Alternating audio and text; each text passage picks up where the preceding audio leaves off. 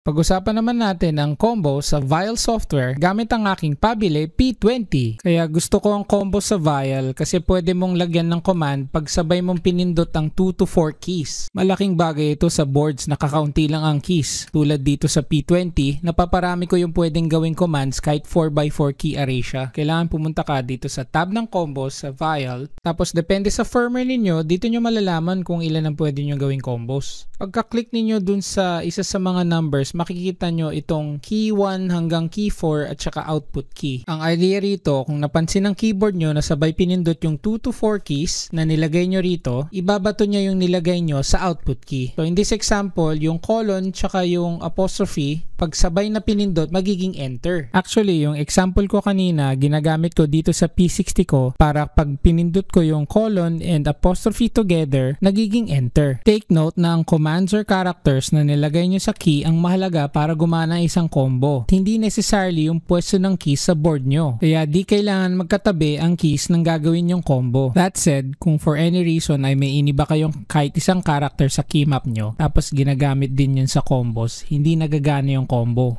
Kailangan yung palitan yung hinahanap na key sa combo na yun. Ayun o, hindi na gumagana nung pinalitan ko.